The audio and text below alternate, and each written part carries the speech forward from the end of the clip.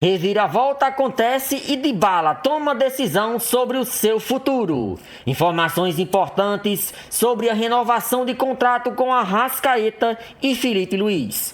Tudo isso e muito mais pelo setorista mais bem informado do nosso Mengão, Vene Casagrande. Portanto, fica até o final e saiba tudo sobre o Flamengo agora. E não se esquece, deixa aquele like para ajudar em nosso crescimento. Renovação, galera, vamos lá. Muita gente me perguntando se tem novidade. O Flamengo entende que essa semana é uma semana extremamente importante, semana de semifinal de Libertadores. Não é para tratar nenhum outro assunto. Dificilmente a gente vai ter uma divulgação do clube dizendo que o contrato do Arrascaeta foi renovado, ou alguma reunião com o Filipe Luís para tratar esse assunto. Gente, eles estão levando isso com a maior, entre aspas, naturalidade, tá? Não está tendo forçação de barra de nenhum lado. Eu dei um exemplo aí em alguns vídeos recentes e vou falar. Gente, vocês acham que se tivesse algum problema na renovação de contrato do Arrascaeta, eles iam colocar o Arrascaeta para dar entrevista na Flamengo TV para falar sobre a renovação de contrato? É claro que não. E no caso do Filipe Luís, eu não vejo nenhum problema ficar se alongando essa história, porque o Filipe Luís sempre deixou claro que ele quer ficar no Flamengo. Eu acho que a renovação sai antes mesmo de dezembro, do término da temporada, pelo que eu ouço, mas não posso garantir isso. Então, só trazendo essa atualização. E sobre o Dybala, galera, assim, na boa, com todo respeito, essa mesma pessoa, e não é um jornalista brasileiro, é um jornalista, eu acho que ele é italiano. Enfim, ele não é brasileiro. Esse mesmo jornalista já falou do Gabriel Jesus no Flamengo. Esse mesmo jornalista já falou do Richarlison no Flamengo e agora fala do Dybala. Não dá para levar isso a sério. E eu já havia mencionado isso para vocês. É muita gente querendo ganhar like, ficar hypado em cima do Flamengo. Não tem nenhuma negociação envolvendo Flamengo, Dybala e dirigente, empresário, nada nesse momento. Não procede essa informação. E para finalizar o nosso vídeo, galera, a torcida do Flamengo, olha, essa tá fazendo a diferença. Botou no domingo mais de 70 mil, na verdade mais de 71 mil pessoas.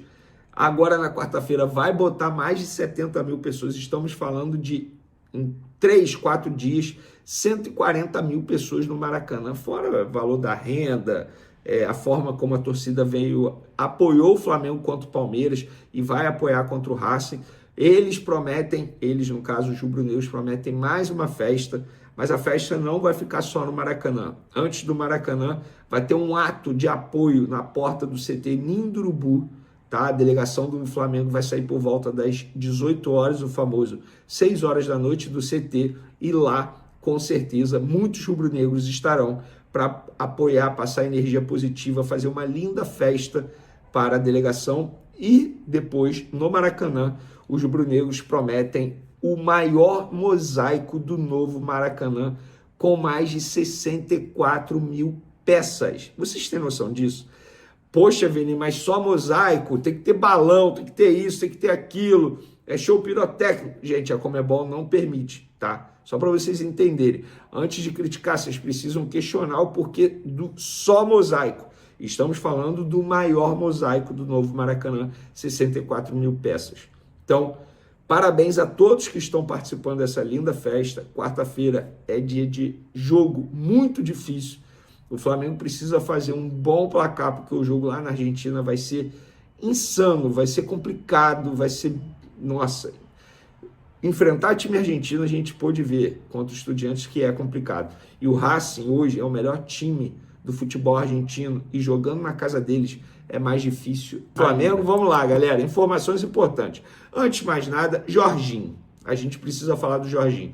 Porque quando o Gabigol saiu do Flamengo, ficou aquela incógnita. Quem seria o batedor de pênalti do Flamengo? E o Jorginho chegou tomando conta dessa situação. Inclusive, na carreira, ele vai muito bem, obrigado.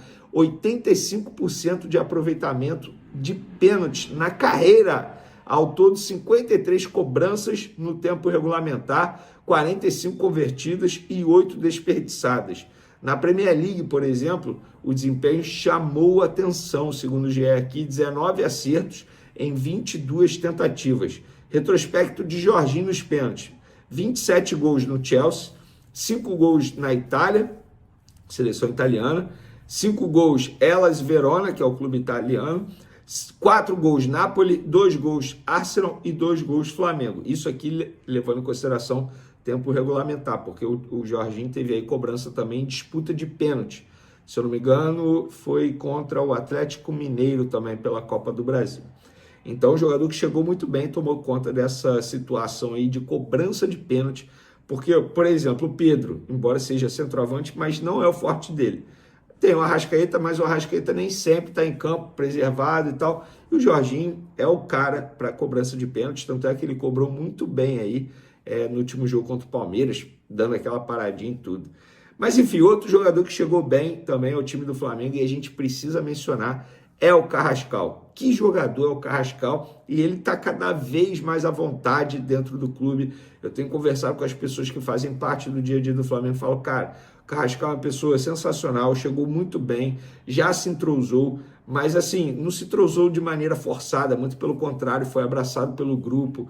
Aos poucos ele vai se soltando também com todos, não só com os gringos / estrangeiros, porque é normal isso, os estrangeiros eles se darem melhor ali no dia a dia, eles se colam e depois com os demais eles vão se entrosando cada vez mais. E dentro de campo, Carrascal tem 11 jogos até o momento, sendo que 421 minutos, porque ele não ficou 90 minutos em campo nos 11 jogos, e já tem 4 assistências, 1 gol marcado. Além disso, ele mostra um desempenho na parte tática que eu gosto bastante. Então, é um jogador que, de fato, chegou e abraçou a causa. Galera, outra informação de bastidor, aquele primeiro gol do Flamengo contra o Palmeiras, Rossi, entre aspas, quebrando a bola e lançando o Pedro, aquilo não foi por acaso, aquilo foi muito treinado no sábado, no dia anterior ao jogo do Flamengo contra o Palmeiras. Me relataram que foi muito treinado, mas assim, muitas tentativas mesmo, mais de 50, segundo a fonte. Mas, a todo momento, eles ficavam trocando. Por exemplo, o Rossi lançava o Pedro recebia, uma hora era o Arrascaeta, tanto é que o Arrascaeta correu e fez o gol ali, o primeiro gol, outra hora era o Gonzalo Plata, 2 jogadores que trabalharam bastante no dia anterior essa situação de jogo e deu certo, tanto é que o Flamengo abriu o placar, mas isso não é por acaso, isso é estudado por quê? O Felipe Luiz ele tem um auxiliar, ele tem toda uma equipe ali que estudou a equipe do Palmeiras para entender qual seria a melhor forma de superar o setor defensivo do Palmeiras. Como eles entenderam que o Palmeiras estava marcando alto e viriam com essa postura, com os 2 laterais ofensivos, tanto Piquerez do lado esquerdo quanto o Kelvin do lado direito, marcando o Flamengo sob pressão, subindo o bloco, eles perceberam o quê? A melhor forma era o Rossi, entre aspas, dar essa quebrada, procurando Pedro receber e lançar algum jogador. E deu certo. Tanto é que saiu o gol do Flamengo. Então, nada é por acaso. Tem um livro muito bom, inclusive, que eu sugiro para vocês lerem. A bola não entra por acaso. Vale a pena ler e, no caso do Flamengo, se encaixa perfeitamente. A bola não entrou por acaso. Foi muito bem treinado. Uma jogada topper, inclusive. Flamengo brilha e impondo respeito. Jornal Argentino. Destaca a fase rubro-negra. Antes do duelo com o Racing em um momento crucial da temporada, o Flamengo venceu o Palmeiras por 3-2 em uma partida cheia de emoção no estádio do Maracanã, no último domingo, 19 de outubro. Com esse resultado, a equipe carioca demonstrou sua força e ambição no Campeonato Brasileiro, consolidando-se como um dos principais postulantes ao título, ao lado do próprio Palmeiras. O jogo foi cercado de tensão, já que ambas as equipes estavam na briga pela liderança da competição. Mas foi o Flamengo que, em uma exibição madura e eficiente, levou a melhor. Essa vitória, que não apenas aproximou o Flamengo da liderança do Brasileirão, mas também reforçou a moral da equipe antes do grande duelo contra o Racing. Pelas semifinais da Copa Libertadores, na próxima quarta-feira, foi amplamente destacada na imprensa internacional. O Clarín, um dos maiores jornais argentinos, dedicou uma reportagem ao time rubro-negro, que vem conquistando resultados impressionantes nas últimas rodadas. A análise da publicação argentina destacou a recente ascensão do Flamengo, que, após golear o Botafogo por 3-0 na última quarta-feira, mostrou todo o seu poderio ao vencer o Palmeiras no Maracanã. O jornal argentino não poupou elogios ao time comandado por Filipe Luís, mencionando que o Flamengo é o bicho-papão do futebol brasileiro e um dos maiores favoritos ao título da Libertadores. A atuação do time contra o Palmeiras, especialmente no primeiro tempo, foi considerada um show de futebol, consolidando a equipe como uma das mais temidas do continente. O texto ressaltou ainda que, apesar do ótimo momento, o Flamengo pode ter alguns desfalques importantes para o próximo compromisso na Libertadores. O zagueiro Léo Ortiz deixou a partida contra o Palmeiras com dores no tornozelo, enquanto Everton Cebolinha, que se lesionou no quadril no clássico contra o Botafogo, também é dúvida para o confronto com o Racing. Esses possíveis desfalques, no entanto, não ofuscaram a análise positiva da performance rubro-negra. Flamengo joga como um time de campeão e pressiona o Palmeiras na briga pelo título A, partida contra o Palmeiras. Mais do que um simples confronto direto pela liderança do Campeonato Brasileiro, foi um verdadeiro teste para o Flamengo. Com o foco voltado para a busca pelo título nacional e com o duelo de Libertadores à vista, o time rubro-negro mostrou que está muito bem preparado para enfrentar os maiores desafios. O confronto contra o Palmeiras foi um jogo de muitos altos e baixos, mas, no final das contas, o Flamengo foi eficaz e mostrou por que é um dos favoritos a conquistar o campeonato. O Flamengo entrou em campo sabendo da importância da vitória para seguir na luta pelo título do Brasileirão.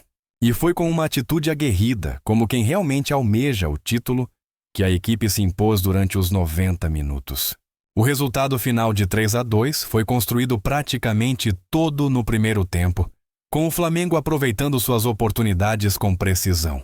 O Palmeiras, apesar de um bom momento na partida, não foi tão efetivo e não conseguiu virar o placar. A partida teve início com bastante nervosismo. Logo aos 2 minutos, um pedido de pênalti de Jorginho, do Flamengo, sobre Gustavo Gomes, aumentou a tensão no jogo. Ambos os times, nervosos e pressionados, intensificaram a disputa logo no início. Mas foi o Flamengo quem aproveitou sua primeira chance real. Aos 10 minutos, Rossi fez uma cobrança de falta direta para Pedro, que fez o pivô e passou para Arrascaeta, que não perdeu a chance e balançou a rede, colocando o Flamengo na frente. O Palmeiras não se deixou abater e seguiu pressionando o Flamengo, buscando o empate. Aos 24 minutos, a equipe paulista conseguiu seu gol de empate, resultado de uma falha momentânea na defesa rubro-negra. A troca de Ortiz, que saiu por lesão, gerou um pouco de instabilidade no sistema defensivo. O Palmeiras se aproveitou dessa instabilidade e a falta de comunicação da comissão técnica de Filipe Luís foi decisiva para o gol de empate. No entanto, o Flamengo se recuperou bem e, em um momento decisivo do primeiro tempo, conseguiu retomar a liderança. Aos 37 minutos, Pedro foi derrubado dentro da área por Fux e o árbitro assinalou o pênalti. Jorginho, mesmo com outros artilheiros no campo, assumiu a cobrança e, com categoria, ampliou a vantagem. 4 minutos depois, outra falha do Palmeiras, desta vez de Aníbal Moreno, permitiu que Pedro roubasse a bola, tocasse para Arrascaeta e, em um contra-ataque fulminante, Pedro recebeu novamente e marcou seu gol. Esse final de primeiro tempo foi vital para o Flamengo. Apesar de o Palmeiras ter sido ligeiramente superior na posse de bola e nas chances criadas, o time rubro-negro foi muito mais eficiente e soube aproveitar os momentos de fragilidade da defesa adversária. No segundo tempo, o Palmeiras ainda assustou o Flamengo com um chute de Vitor Roque que bateu na trave logo aos 6 minutos. No entanto, a defesa rubro-negra se mostrou firme e, com as entradas de Saúl, Carrascal e Plata, o Flamengo ganhou mais dinâmica e conseguiu controlar a partida, evitando que o Palmeiras criasse novas oportunidades claras de gol. A postura defensiva e a eficiência ofensiva do Flamengo foram notáveis, e mesmo com uma pressão final do Palmeiras, o time rubro-negro soube administrar a vantagem e garantir os 3 pontos. O gol de Gustavo Gomes aos 48 minutos, nos acréscimos da partida, foi apenas um consolo para os visitantes. A reviravolta nas chances de título com a vitória sobre o Palmeiras, o Flamengo deu um passo importante na sua caminhada pelo título do Campeonato Brasileiro. Antes da partida, as chances de título do Flamengo eram de 27,17%, mas com a vitória, elas aumentaram significativamente para 39,45%.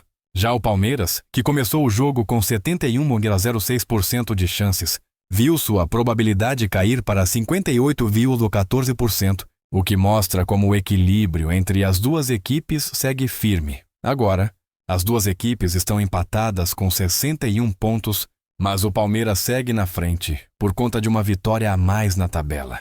A disputa pela liderança do Brasileirão segue aberta e, com 9 rodadas restantes, as duas equipes terão ainda grandes desafios pela frente. Para o Flamengo, a vitória contra o Palmeiras também deu um impulso moral muito importante para o confronto da próxima quarta-feira contra o Racing pela Libertadores. Após o jogo contra o Racing, o Flamengo volta suas atenções para o Brasileirão, onde enfrentará o Fortaleza fora de casa, em um jogo que promete ser complicado, já que a equipe cearense está lutando contra o rebaixamento. O Palmeiras, por sua vez, enfrenta o Cruzeiro em casa, um jogo que também promete ser difícil, já que o time celeste ainda sonha com uma vaga na Libertadores. O Campeonato Brasileiro promete ser uma das edições mais equilibradas dos últimos anos, com Palmeiras e Flamengo brigando ponto a ponto pela liderança, enquanto outras equipes, como o Cruzeiro, ainda alimentam esperanças de chegar ao topo da tabela. No entanto, a realidade é que a disputa pelo título está restrita a essas duas potências do futebol nacional. Ambos os times possuem um elenco forte, bem treinado e com objetivos claros, o que só aumenta a emoção dessa reta final. Considerações finais ao Flamengo, com a vitória sobre o Palmeiras, enviou uma mensagem clara para todos os adversários. O time está preparado para conquistar o Campeonato Brasileiro e a Libertadores. A eficiência ofensiva, a solidez defensiva e a postura de campeão mostradas nas últimas partidas são sinais de que o Flamengo realmente quer levantar mais troféus nesta temporada. A briga pelo título da Libertadores, que se intensifica nas semifinais contra o Racing, também será um teste importante para o time rubro-negro. Enquanto o Palmeiras segue na liderança, com uma ligeira vantagem, o Flamengo se aproxima e mostra que, com a intensidade de sua equipe, as chances de conquistar o título nacional são cada vez maiores. O campeonato está em aberto, mas as atuações recentes do Flamengo, com destaque para a vitória contra o Palmeiras, colocam a equipe carioca como uma das principais favoritas a levar a taça, seja no Brasileirão ou na Libertadores.